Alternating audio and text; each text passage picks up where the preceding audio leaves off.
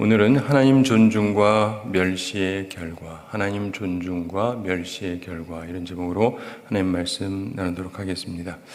제가 간혹 말씀드리는데 제가 가지고 있는 하나님에 대한 이해, 한마디로 하자면 여러 가지가 있겠지만 거울 같은 하나님, 이렇게 여러 번 말씀을 드렸습니다. 여러분이 거울을 보시면 자신의 모습이 보이죠? 찡그리고 있으면 찡그린 모습을 보시고 웃는 모습을 보이면 이제 웃는 모습을 보게 됩니다. 자, 우리가 살아가면서 보면은 하나님에 대한 내 자세가 하나님께서 내게 보이는 자세하고 굉장히 비슷합니다. 근데 사람들이 그걸 잘 인식을 못해요. 하나님은 나를 사랑하지 않는다. 이런 사람들 보면 자기가 하나님을 사랑하지 않는 사람들입니다. 하나님은 나한테 잘해주는 게 하나도 없어. 근데 자기가 생각해보면 자기는 하나님한테 잘해드리는 게 하나도 없어요. 제가 지금 얘기하는 걸 근거로 일단 남을 생각해 보세요. 남이 하나님에 대해서 이러쿵저러쿵 얘기하는 거를 가지고 또 어떤 사람은 하나님은 하면서 좋은 얘기를 해요. 이런 사람, 그러니까 하나님이 나한테 좋은 걸 해주신다. 이렇게 얘기하는 사람도 보면 많은 경우 이 사람도 하나님께 잘하는 경우가 많습니다.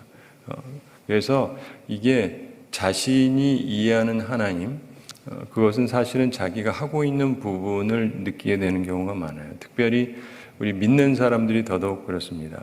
교회 안 다니는 사람은 좀 열외로 두고 우리 다 하나님을 믿는다는 사람들이잖아요. 근데 그 하나님이 나에 대해서 어떤가, 내가 필요가 있을 때 채워주시는가. 근데 그렇게 항상 느끼는 사람은 대체로 어떠냐면 하나님의 일에 필요가 있을 때 내가 채우는 사람이에요.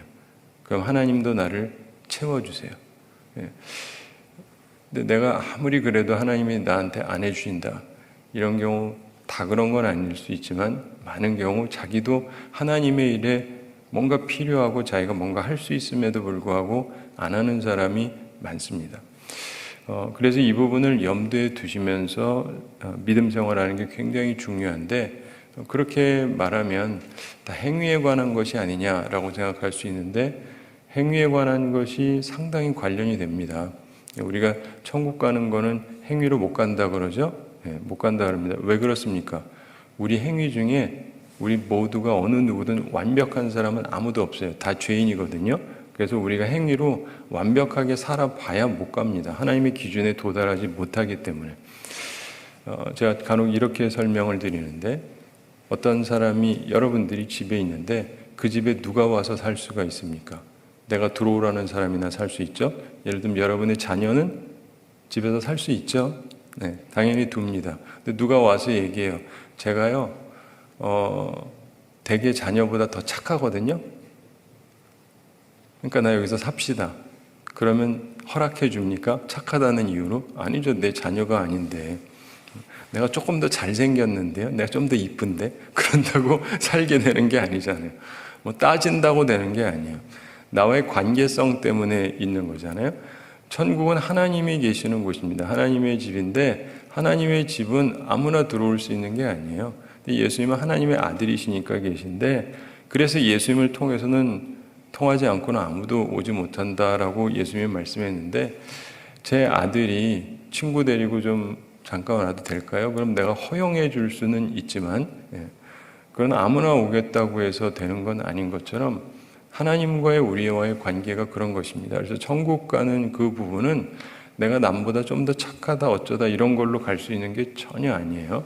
그러나 하나님은 공정하신 분이기 때문에 우리가 행동하는 부분에 대해서 이렇게 보십니다. 그리고 공정하시기 때문에 아무도 천국 못 가요. 예수님 통하지 않고는. 그렇기 때문에 하나님에 대한 이해를 잘 해야 되는데 많은 사람들이 하나님을 잘 이해를 못합니다. 제가 지금 말씀드린 아주 간단한 부분도 잘 모르시는 분들이 굉장히 많아요. 근데 어쨌든 그런 기초적인 이해를 하다 보면은 오해할 것도 없고 뭐가 어떻게 되는지를 정확히 알 수 있는데 오늘 말씀도 그것과 관련된 말씀입니다. 27절 함께 읽어보겠습니다. 하나님의 사람이 엘리에게 와서 그에게 이르되 여호와의 말씀에 너희 조상의 집이 애굽에서 바로의 집에 속하였을 때 내가 그들에게 나타나지 아니하였느냐. 아멘. 이것은 하나님의 사람이 엘리에게 왔다. 그러니까 어떤 누군지는 알 수 없는데 선지자겠죠. 근데 엘리한테 옵니다. 엘리도 제사장이지 않습니까? 우리가 구약을 보면 제사장도 있고 선지자도 있어요. 비슷하면서 좀 다릅니다.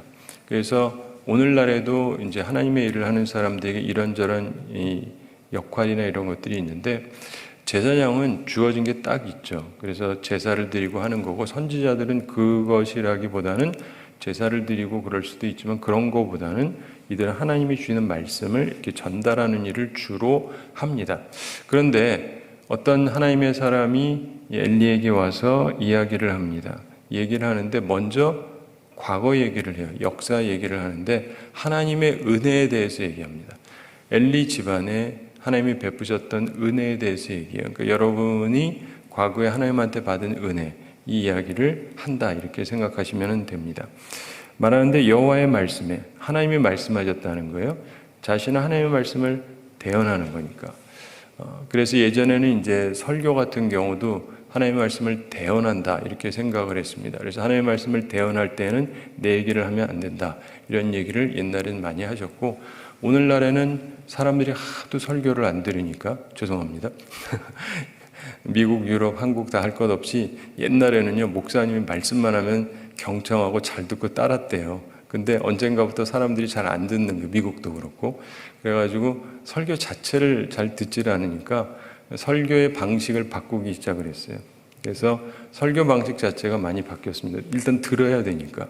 그래서 듣게 하기 위해서 설교 방식을 바꾸고, 그러다 보니까 뭐 많이 들으셨겠지만 뭐 귀납법적 설교 혹은 성경 공부 뭐 이런 얘기도 하고, 이야기식 설교 뭐 이렇게 하기도 하고, 수많은 방법들이 있는데, 그러면서 예전과 다르게 자기 얘기를 해요. 그래야 좀 더 집중이 되잖아요. 여러분 제가요, 그럼 약간 뭔 일이 있나? 이렇게 되죠. 그래서 약간 방식이 달라졌어요. 근데 어쨌든 이분은 좀 옛날 분이잖아요. 수천 년 전 얘기고, 하나님의 말씀을 그냥 대언하는 전형적인 그런 분입니다. 그러니까 하나님의 말씀으로 얘기를 하는 거예요. 자기 얘기하는 게 아니라 하나님의 말씀이 있었다. 너희 조상의 집이, 엘리의 조상의 집을 얘기하는 거죠. 애굽에서 바로의 집에 속하였을 때, 과거를 얘기할 때 어디부터 얘기하느냐가 다르죠. 우리나라도 조선시대도 있고 고려시대도 있고 뭐 삼국시대도 있고 뭐, 그런데 어디로 가서 얘기하느냐에 따라 틀리죠. 예를 들면 우리가 조선시대에는 뭐 그러면 그 조선시대의 그 무엇을 얘기하면서 하는 건데, 지금 이것은 애굽 얘기를 하고 있습니다. 애굽이 가장 먼저는 아니죠. 그 전에도 있었잖아요, 역사가. 야곱만이 조상이 아니라 이삭도 있고 아브라함도 있고 뭐 그렇게 해서 그때부터 얘기할 수 있는데, 그런 얘기가 아니라 애굽에서, 그리고 거기에 바로의 집에 속하였을 때, 바로의 밑에 있었잖아요. 그때 내가 그들에게 나타나지 아니했느냐, 하나님께서 그들에게 나타나셨다는 겁니다. 출애굽할 때 그들을 부르셨지 않습니까? 28절 함께 읽어보겠습니다. 이스라엘 모든 지파 중에서 내가 그를 택하여 내 제사장으로 삼아 그가 내 제단에 올라 분향하여 내 앞에서 에봇을 입게 하지 아니하였느냐. 이스라엘 자손이 드리는 모든 화제를 내가 내 조상의 집에 주지 아니하였느냐. 아멘.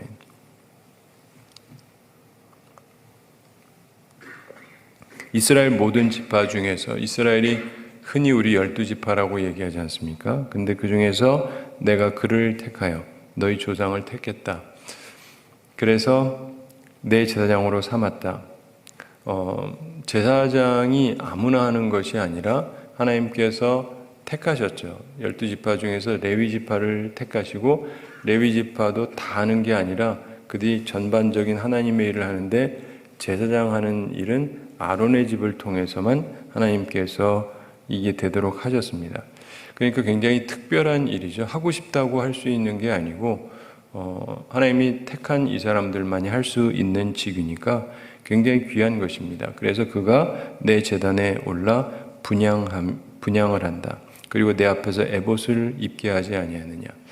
제사장만이 입는 옷도 그렇고, 하나님께 분향하는 것도 그렇고, 뭐 그냥 오늘날로 생각하면 아무나 할 수 있는 것 같지만은 하나님께서 옛날에 그걸 아무에게나 허용하지를 않으셨거든요.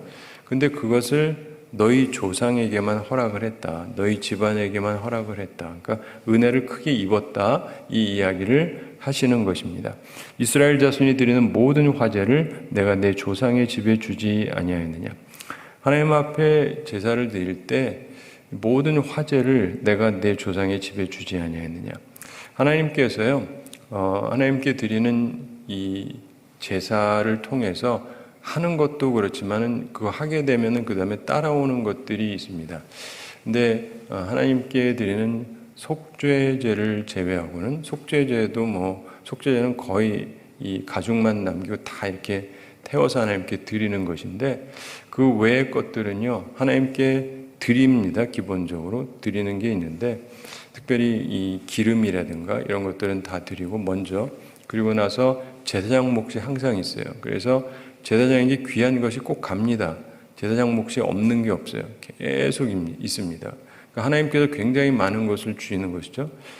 여러분 한 번도 생각 안 해보셨겠지만 요즘은 목사님도 많잖아요. 그리고 교회는 뭐 몇백 명, 몇천 명, 커봐야 몇만 명, 물론 몇십만 명이라는 데도 있지만 근데 생각을 해보시면 옛날에는 제사장이 몇 명 없었어요. 이스라엘이 60만 명이라고 할 때 아론이랑 아론의 아들 넷밖에 없었잖아요. 그렇죠? 예. 둘은 또 죽었고. 그러면 그 많은 사람들이 드리는 게 거기 일부가 이 집안께 된다고 생각을 해보세요. 엄청난 양입니다. 상상이 안 돼요. 한 명 한 명 해서 이렇게 뭐 이분에게 필요한 게 어느 정도일 테니까 교회에서 결정을 해서 이분에게 어느 정도 사례를 드리자 이런 게 아니고 하나님이 정하신 몫이 있잖아요. 그래가지고 한 명 한 명 다 하나님이 주시는 게 있어요. 그러니까 합치면은요 엄청납니다. 제가 언젠가 계산을 해봤는데 거의 상상이 안 될 정도로 엄청난 양이에요. 그러니까 진짜 왕처럼 잘 살 수가 있어요. 그렇게 하나님이 띄워주신 거예요. 성경에는요, 제사장의 관념이 우리 그 베드로서에서도 나오지만 뭐 같은 제사장이라 그래요? 왕 같은 제사장. 그냥 멋있게 붙인 표현이 아니라요, 진짜 왕같이 살 수 있도록. 왕에게는 특별한 권한이 있잖아요. 그리고 실제적으로 엄청난 그 사람들에게 세금도 받고 그래가지고 자신이 잘 살 수가 있는데 제사장이 옛날에 그랬어요. 그래서 그런 관념이 있었습니다. 그래서 역사적으로도 보면 많은 나라들이 그렇지만 제사장은 거의 왕과 거의 비슷한 급인 경우가 많았는데 이스라엘 같은 경우는 특별히 더 그랬어요. 근데 하나님께서 그렇게 은혜를 베푸셨다는 게 초점입니다. 이 말에서도 오해를 하시면 안 돼요. 그러니까 제사장은 이렇게 왕 같다라는 게 초점이라기보다는 이렇게 큰 은혜를 베풀어 줬다. 대대로 누리고 있잖아요. 대대로 누리고 있는 거거든요. 사사시대도 지나고 그러면서 수백 년 동안을 누려온 거예요. 그럼 이렇게 많이 줬는데 그런데 너희들은 왜 이러느냐 이런 말씀을 이제 하시는 겁니다. 29절 함께 읽어보겠습니다. 너희는 어찌하여 내가 내 처소에서 명령한 내 제물과 예물을 밟으며 내 아들들을 나보다 더 중히 여겨 내 백성 이스라엘이 드리는 가장 좋은 것으로 너희들을 살찌게 하느냐. 아멘. 여기서 보면은 하나님의 사람이 하는 이야기인데 너희는 어찌하여 내가 내 처소에서 명령한 내 제물과 예물을 밟으며 이런 얘기를 하는데 뭐 실제적으로 발로 밟았다는 건 아니죠. 이거는 이제 은유적인 표현이잖아요. 상징적인 표현인데 마치 밟는 것 같은 경멸하는 듯한 행동을 했다 이런 얘기입니다. 여러분 이게 항상 기억하셔야 되는데 욕심을 부리는 것은 또 그 다음 얘기고 특별히 하나님께 먼저 드려야 되는데 하나님께 드리지 않았다라고 하는 부분 이런 부분에 대해서 우리가 항상 생각을 할 필요가 있습니다. 여러분 교회 오시면 항상 하나님 먼저 생각하셔야 돼요. 저 어렸을 때 그거 배웠거든요. 근데 제가 한국을 떠나서 수십 년 있다가 왔더니 제가 목사인데 교회를 와서 딱 보니까 이제 제 전에 하시던 분들이 있을 거 아니에요. 전에 교회도 그렇고 여기도 그렇고 그러면 이제 하여간 배우시고 그래서 이렇게 신앙생활 하시는데 교회를 딱 들어오면 딱 들어오는 순간 뭐부터 생각나세요? 하나님부터 자, 보세요. 이걸 잘 생각해야 돼요. 분위기가 하나님부터 생각하게 만드는 교회가 있고 사람 먼저 떠오르게 하는 데가 있어요. 그래서 저는 이걸 항상 주의를 드리는데, 특별히 안내하는 분들, 아이고 안녕하세요 원사님, 잘 지냈어? 몸 좀 어때? 그러면 권사님은 하나님이 생각나세요? 제가 생각나세요?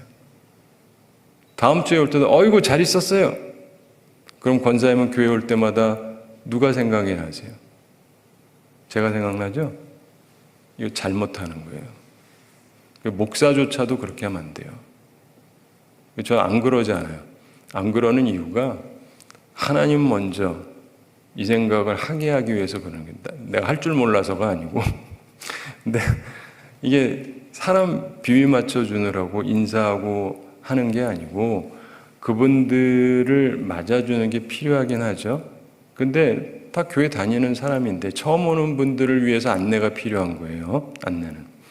교회 다니는 분들한테 무슨 안내가 필요합니까? 그렇죠? 그분들은 조용히 들어와서 하나님 생각하고 앉아서 묵상하고 기도하고 생각할 수 있어야 됩니다. 근데 분위기들이 안 그렇더라고요. 이상해졌어요. 한편으로 보면 좋죠. 그리고 어떤 분들은 그게 좋은 교회래요. 좋죠. 그러나 하나님이 생각이 납니까? 그 교회 좋대. 따뜻하대. 이렇게 이해가 되시죠? 그래가지고 그런데 하나님을 만난다는 얘기가 아니라 뭐 목사님도 좋고 장로님도 좋고 누구도 좋고 그럼 뭐예요? 하나님을 만나야지. 그렇죠? 하나님을 만나러 오는 건데 예배도 하나님 만나러 오는 거고 여러분도 오늘 새벽에 오셨습니다만 결국은 이 시간을 통해서 하나님을 만나고 하나님의 음성을 들어야 되는 거지 그냥 목사님 오늘도 봤다 뭐 이걸로 끝나시면은 죄송한데 그 세상 말로 말짱 꽝이에요. 그러려고 오시면은 안 되거든요. 하나님을 만나야 돼요. 근데 이 사람들이 갖고 있었던 문제점이 뭐냐면 다른 형태의 것이긴 하지만은 자기 것 먼저 챙기느라고 그러니까 사람들이 집중을 할 수가 없어요. 하나님께 먼저 드리고 챙겨드리겠습니다. 안 된다. 내 거부터 내놓으라. 이런 식이에요. 근데 이게 하나님 보시기에는 굉장히 잘못된 것이었다는 것입니다. 우리가 살아가면서 보면은 하나님께 예배를 드리러 오는데 예배 드리러 오기 위해서 그게 준비가 되어 있는가. 근데 저는 어려서 그 교육을 항상 받아서 지금도 그러는데 교회에 들어오면은 아무하고도 인사하지 마라. 하나님께 먼저 인사드려라. 인사하지 말라가 초점이 아니고 앞으로는 난 누구에게나 인사도 안 한다 이런 게 아니고 초점적으로 왜냐하면 교회는 하나님을 만나러 오는 거니까 사람하고 말하느라고 반갑다 어쩌다 이런 거 하지 말고 무조건 하나님 앞에 와서 예배 장소에 와서 하나님께 먼저 기도해라. 먼저 기도해라. 하나님 아버지 저 왔습니다 하고 기도하고 그 다음에 뭘 하더라도 해야지. 뭐 일찍 올 수도 있잖아요. 뭐 1시간 전에 올 수도 있고 뭐 그런 분은 많지 않지만 예배 시간에 별로 시간도 없어가지고 오실 수도 있는데 그러면 이제 기도하고 하나님 만날 준비를 해야 되는데 그거를 항상 얘기하셨어요. 그래서 저는 항상 목례만 했습니다. 네. 무슨 말인지 아시죠? 째려볼 수는 없잖아요. 인사를 하거나 얼굴 마주치면. 근데 간단하게 미소만 지으면서 그러고 교회 들어와서 하나님께 기도를 해야죠. 이게 분위기가 형성이 돼야 돼요. 근데 이제 어떤 면에서 저도 옛날 같지 못한 부분이 좀 있긴 하지만 하여간 우리가 보면서 근본적으로는 그 생각을 해야 돼요. 근데 하나님의 나라와 의를 먼저 구하고 하나님 먼저 생각해야 되는데 언젠가부터 하나님은 사라져 버렸어요. 그리고는 사람에게 집중하다 보니까 모여가지고 뭐 얘기도 하고 의논도 하고 그건 예배다 드리고 나서나 해야죠. 근데 그런 사람들이 많다 보니까 하나님께서 기뻐하시겠는가. 그래서 한국 교회를 보면서 제가 가슴 아프게 느끼는 것은 친교는 엄청 발전했는데 하나님을 향한 마음은 다 꺼져버린 것 같아요. 친교하라고 모인 것 같아요. 도대체 교회의 근본을 놓쳐버린 것 같아요. 하나님 먼저 해야 되는데 이게 굉장히 많이 사그러져 있습니다. 한국교회의 위기라고 저는 보는데 그 위기가 뭐냐면 바로 거기에 있어요. 다른 분들이 다 그러죠. 요즘 뭐 교회가 부흥이 안 된다는 둥, 위기라는 둥. 근데 이유가 뭔지는 몰라요. 그리고 이런저런 얘기를 하는데 대단히 죄송한데 하나님 먼저를 안 해서 그래요. 하나님 먼저를 해야죠. 그게 반드시 회복이 돼야 됩니다. 그런데 어쨌든 이들이 그러고 있었고, 그리고 내 아들들을 나보다 더 중히 여겼다. 이 부분을 우리 한국교회는 특별히 더 생각을 해야 됩니다. 대단히 죄송한데 목사님도 그렇고 장로님도 그렇고 권사님도 그렇고 집사님도 그렇고 여러분에게 하나님이 더 중요합니까? 내 아들이 중요합니까? 명확해야 돼요. 근데 제가 실제로 미국에서도 그렇고 장로님들하고 이렇게 얘기하다 보면은 목사님은 맨날 하나님 먼저 그러는데 그래도 애가 먼저 아닙니까? 이러는 분들이 있어요. 그런데 그런 분들일수록 애들이 잘 안 돼요. 이 참 희한하다니까요. 내 아이를 그렇게 사랑해 대놓고 그래도 내 아들인데 내 딸인데 근데 이런 애들이 잘 되지가 않아요. 믿음 생활도 잘 안 하고 부모의 고통이 되고 부모는 그렇게 사랑해 주는데 여러분 이걸 잘 이해하셔야 돼요. 하나님은 거울 같은 하나님이시라니까요. 하나님 먼저 아닙니다. 그러면 그래 너도 똑같이 당해봐라 하신다니까요. 그래서 하나님 먼저 하는 사람들은요 자식 때문에 괴로운 사람이 별로 없어요. 아예 없다는 건 아니지만 또 잘못해서 어떤 사람은 하나님 그러면서 애를 완전히 내버려 두는 사람들이 있어요. 이건 내가 안 돌봐서 사이가 안 좋아지는 거지 하나님 먼저 해서 그런 게 아니에요. 근데 우리가 살아가면서 보면은 한국 교회를 제가 보면서 느끼는 정말 또 다른 큰 폐단과 문제가 뭐냐면 내 아이를 너무 사랑하는데 하나님보다 더 사랑한다는 거예요. 아이들이 우상이에요. 하나님의 자리에 가 있어요. 목사님도 그런 것 같아요. 장로님도 그런 것 같아요. 권사님도 그런 것 같고. 그러니까 내 아이가 중요한 거예요. 그러시면 안 됩니다. 하나님이 좋아하지 않으세요. 그러면서 왜 너의 아들들을 나보다 더 중하게 여겨서 내 백성 이스라엘이 드리는 가장 좋은 곳으로 너희들을 살찌게 하느냐. 여러분의 자녀가 하나님 앞에서 바르지 못한 짓을 하면서 자기 걸 막 챙기고 그러면요, 그거 굉장히 심각한 잘못이에요. 교회들마다 가서 보면 죄송합니다. 그런 걸 제가 자꾸 보게 돼요. 교회 주요 직분자들의 자녀들인데 교회에 와서 아무래도 주요 직분자의 자녀들이다 보니까 교회에서 또 좋은 직분을 얻게 되고 역할을 하는데 뭔가 움직이는 걸 보면 자기를 위해서 움직이는 사람들이 있는데 꽤 많아요. 이게 굉장히 자연스러워요. 전 어렸을 때 생각하면 그건 끔찍한 일이거든요. 상상할 수가 없는 일인데 어떻게 한국교회가 이렇게 변질되어 있는지 이 얘기가 이때 얘기만이 아니라 지금도 비슷해요. 그리고 이게 목사님들만 그런 게 아니라 장로님들도 그래요. 권사님들도 그렇고 심지어 집사님들까지 그래요. 그러니까 이게 죄송합니다. 오늘도 제가 또 인기 없는 얘기를 하고 있긴 하지만 근데 제가 보면서 간혹 그런 생각해요. 이런 얘기하면은 좀 사람들이 싫어하긴 하는데 또 동시에 이런 얘기 안 하고 나도 얼마 안 있으면 은퇴를 해야 되거든요. 아직은 뭐 1, 2년은 아니지만 그래도 점점 나이가 들어가는데 아무 말 안 하고 끝내버리면 그게 사꾼이죠. 할 얘기는 해야 되잖아요. 진단을 제대로 해드리고. 근데 이게 그때만의 문제가 아니라 지금 우리 한국교회가 가지고 있는 문제입니다. 교회들마다요, 재정들이 어렵다 그래요. 많은 교회들이. 왜 그런지 아세요? 왜 그럴까요? 교회가 사람이 많으면 남아돌아야 정상이잖아요. 뭐 10명만 모여도 11조하고 그러면 뭐 목사님 사례 어느 정도 할 수 있고 40, 50명이면 당연히 할 수 있고 100명이면 여력이 충분히 많아야 되고 그 다음에 뭐 수백 명, 1000명 뭐 더 이상 가고 그러면 엄청나게 재정이 많아야 되는데 교회들마다 들어보면 꼭 그런 것 같지는 않아요. 그렇지 않은 데들이 많습니다. 왜 그런지 아세요? 이 사람 저 사람 다 갖다가 드세요. 제가 그래서 우리 부목사님들한테 간혹 얘기합니다. 담임 목사 하나가 그래도 교회가 힘든데 담임 목사가 하나 그래도 교회 힘들어져요. 근데 담임 목사로 끝나지 않고 부교육자들도 그렇고 장로님도 그렇고 권사님도 그렇고 집사님도 그렇고 교회가 재정이 많으니까 하고 여기저기서 막 하기 시작을 하면, 그리고 직분자들의 자녀들이 편안하게 교회돈 갖다가 막 쓰고 먹고 이러는 게 익숙해지면 교회는 망하게 돼 있습니다.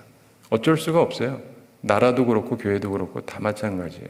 근데 특별히 하나님 앞에서는 우리는 하나님의 백성들 하나님께 드리는 거잖아요. 하나님의 일을 위해서. 제사장은 약간 예외죠. 우리는 따로 일을 하지 않으니까 우리가 하나님의 것으로 먹고 사는데, 일반 교우들은 그게 아니란 말이에요. 근데 오늘 성경에서도 보는 것처럼 제사장도 그러면 안 되는데, 우리 한국교회는 지금 제사장만이 아니라 하여간 다른 분들까지 교회 것에 손대기 시작을 하는데 아무렇지도 않게 생각을 해요. 별탈도 안 나요. 그런가 보다 하는데 하나님 보시기에는 굉장히 심각한 죄라고 하는 것을 인식을 하셔야 됩니다. 하나님의 것에 손대면 안 돼요. 근데 그런 것들이 너무 많습니다. 근데 엘리가 받은 책망이 뭐냐면, 자기 아들들을 하나님보다 더 중히 여겼다. 아들을 중히 여겼다가 나쁜 게 아니에요. 아들을 사랑하는 건 맞죠. 근데 하나님보다 더 중하게 여기면 안 되지 않습니까? 오늘날에도 자식을 하나님보다 중하게 여기는 사람이 얼마나 많습니까? 한국교회에서도 얘기가 되는 많은 중요한 부분들을 보면 다 내 자식과 관련해서 어찌할 거냐, 뭐 이런 것들이 굉장히 많아요. 저는 그런 논의들을 보면서 뭐 이해는 가지만 도가 좀 지나치다. 하나님 먼저 생각하고 하나님의 나라를 먼저 생각하면서 생각하는 건 괜찮은데, 그게 아니라 내 자식 먼저, 내 자식이 더 중요해서 이러면 하나님 보시기에 이 엘리 집안이랑 똑같은 거예요. 당장에는 괜찮아요. 당장에는 누구보다 권력도 있고 누구보다도 힘이 있고 그 자식이 누리면서 수많은 것들을 별탈 없이 먹고 살 수도 있어요. 봤던 것처럼 수많은 죄를 지으면서도 아무렇지도 않아요. 그러나 때가 온다는 것을 기억을 해야 됩니다. 그래서 엘리는 너무 부드럽게 책망을 했잖아요. 때로는 관대함이라는 게 죄인들의 죄를 짚도록 도울 수가 있어요. 제가 이런 말을 하는 것도 이런 얘기를 해야 좀 신경이 쓰이잖아요. 조심해야겠구나. 그래서 얘기를 해야죠. 사실 저도 너무 약하게 얘기하는 게, 옛날 우리 아버지 때 같았으면은 그러다가 뭐 하면서 굉장히 세게 얘기하십니다. 사람들이 움찔해가지고 겁이 나게. 저는 그 정도까지는 아직도 잘 못하는데, 근데 우리 보면은 사실은 하나님 앞에서 할 소리는 해줘야죠. 제가 40대 때 미국에서 목회하고 있을 텐데 한참 교회가 잘 되고 있었습니다. 근데 어느 날 하나님께서 계속해서 주시는 마음에 부담감이 있었는데, 교인들한테 세게 설교하라는 거예요. 혼내라는 얘기인데, 보통은 안 그러세요. 참고 위로하라고 그러시는데 그때는 그렇더라고요. 그래서 그 다음에 이제 부담감이 있어서 할 수 없이 이제 설교를 했습니다. 그랬더니 이제 벌써 한두 달 지나니까 권사님 중에 목사님 요즘 설교가 너무 세졌대. 너무 세졌대. 근데 나는 어떠냐면, 나도 알죠. 근데 하나님은 그보다 더 세게 하라는 건데 나는 이렇게 좀 줄였거든요. 근데도 교우들은 너무 세다고 느끼는 거예요. 우리 목사님이 왜 저러시나 뭐 이 정도로. 근데 하나님은 제게 주시는 부담감은 더 세게 얘기하라는 거예요. 근데 왜냐하면 이분들 내에 이 안 좋은 부분들이 있으니까 지적하기를 원하셨던 것 같아요. 근데 제가 이게 간증적인 얘기지만 어쨌든 그래도 하기는 했고, 그렇지만 좀 이렇게 줄여서 했어요. 제가 그때 죽을 뻔했어요. 진짜로. 하나님이 나를 죽이시려고 하는 것 같더라고요. 제 아내는 알아요. 이해가 되세요? 네. 그래서 저는 할 소리를 조금씩은 합니다. 그래서 어떤 분들이 저분 왜 저러나? 근데 왜냐면 나는 하나님께서 내게 직접적으로 느끼게 하셨기 때문에 40대에도 죽을 수 있어요. 순식간에 죽을 수 있습니다. 근데 하나님께서 그걸 원하시는구나. 하라 그러면 해야 되는구나. 그게 좀 힘들어요. 한편으로는. 근데 여러분 보십시오. 엘리한테 가서 말했던 그 제사장도 그 말할 때 어땠겠어요? 그래도 우리나라에서 제일 높은 분인데, 그렇잖아요? 대제사장이고.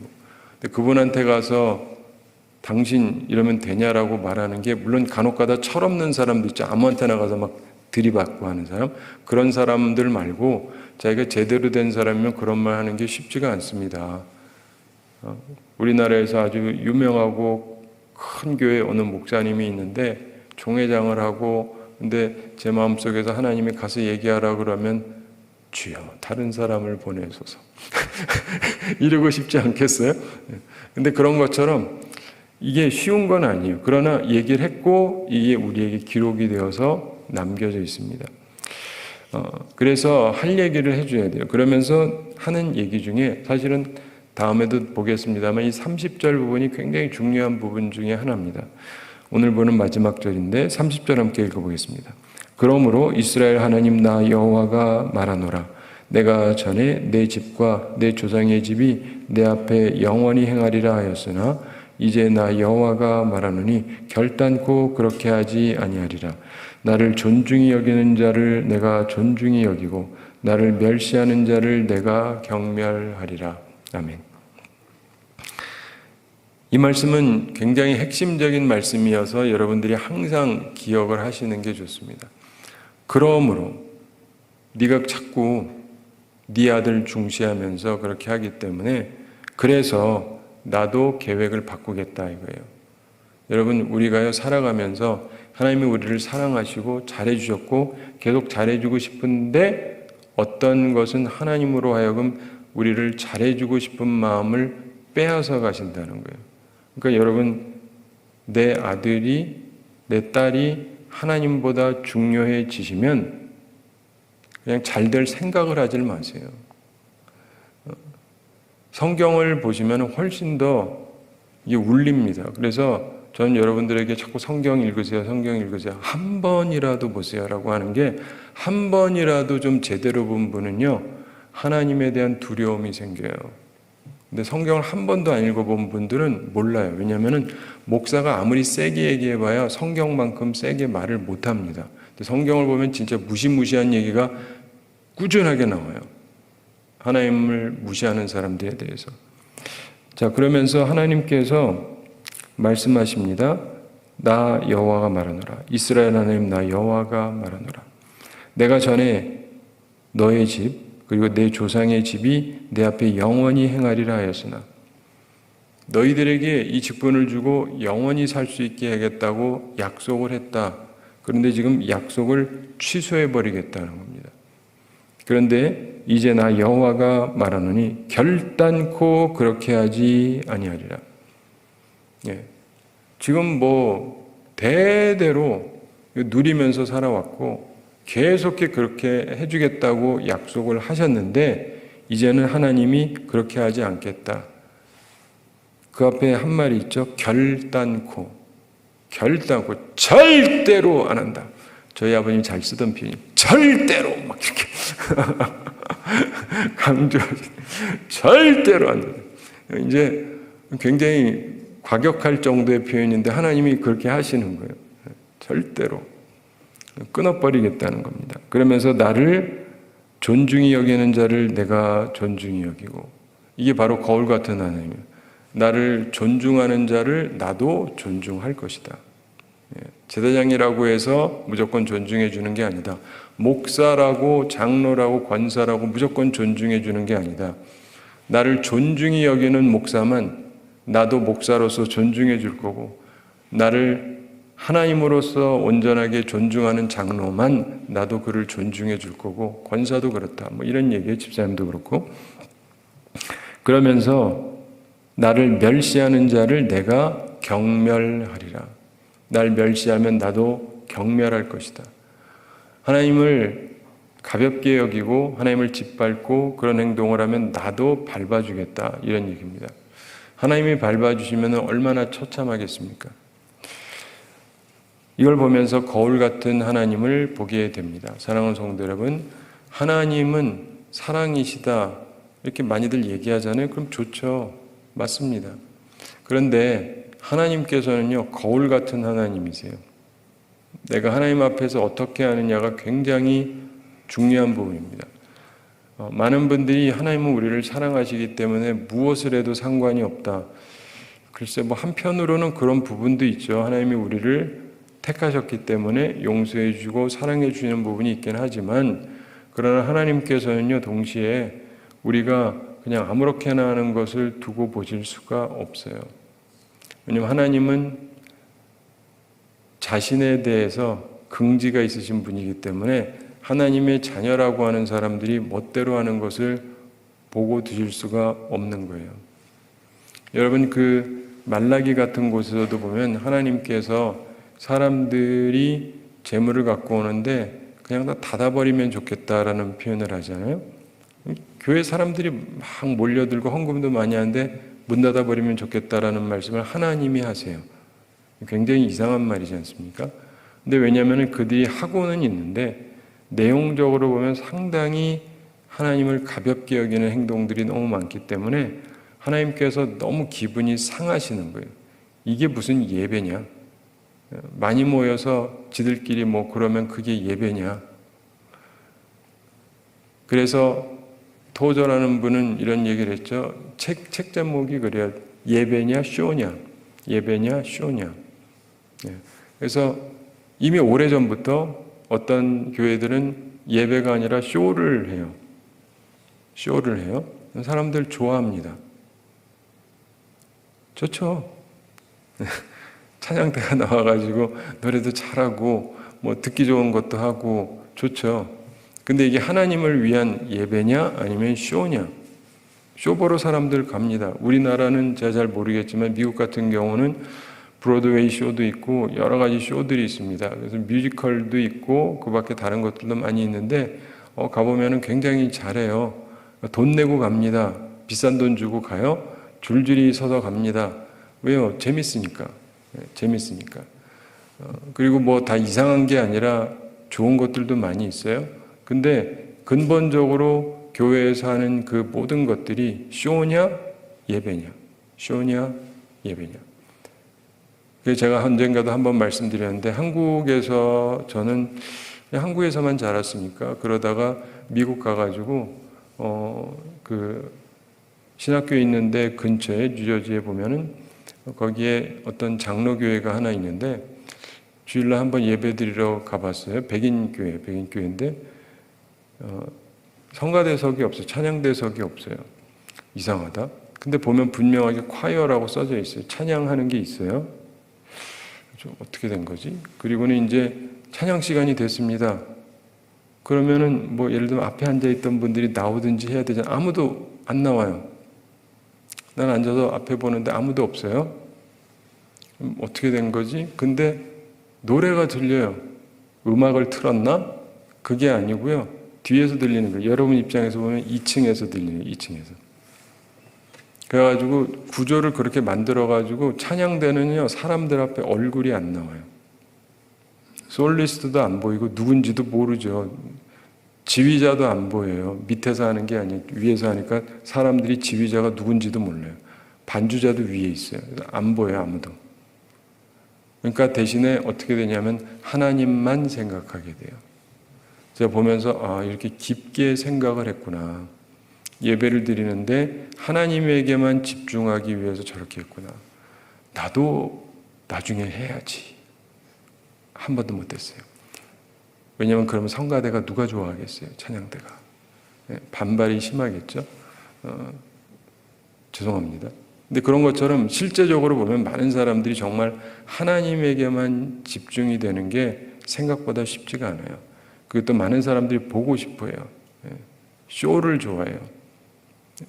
쇼하라 그러고 잘했다 그러고 이게 너무 좋은 거예요. 그러니까 하나님을 잊어버리는 거예요. 그러니까 항상 조심해야 됩니다. 제가 마침 성악도 했기 때문에 사람들에게 찬양하는 사람들이 그 얘기를 하는데 찬양하는 사람들도 그런 게 너무 많아요. 우리도 예전에 보면은 찬양하는데 제가 악보를 띄우라고 그랬더니 자기들 얼굴을 막 띄우는 거예요. 지워버리라고. 찬양 가사를 띄우라고. 그리고 악보를 띄우라고. 거기에 왜 사람 얼굴이 나와야 되느냐. 예? 자기들은 인도하는 거잖아요. 그러면 인도하는 사람들은 사람들이 인도하게 해야 되잖아요. 찬양이 되도록.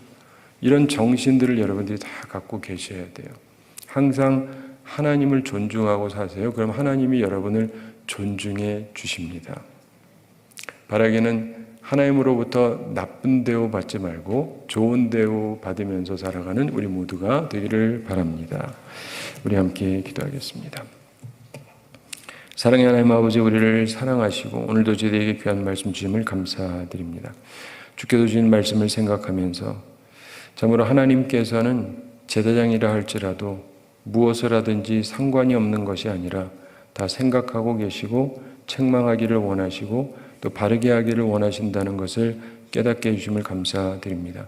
우리 속에 잘못된 것들 깨닫고 고치고 주님이 기뻐하시는 모습으로 저희들이 살아갈 수 있게 하여 주시옵소서. 참으로 하나님을 존중하는 사람들이 되어서 하나님도 우리를 존중하심을 체험하며 살아가게 하여 주시옵소서. 오늘도 주님 앞에 나오며 주님의 은혜를 간구합니다. 우리가 항상 하나님의 나라와 의를 먼저 구할 때 그 외의 모든 것을 더하시는 하나님의 은혜를 체험하며 살아가게 하여 주시옵소서.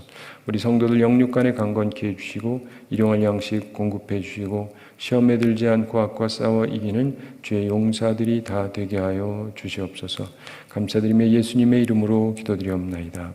아멘.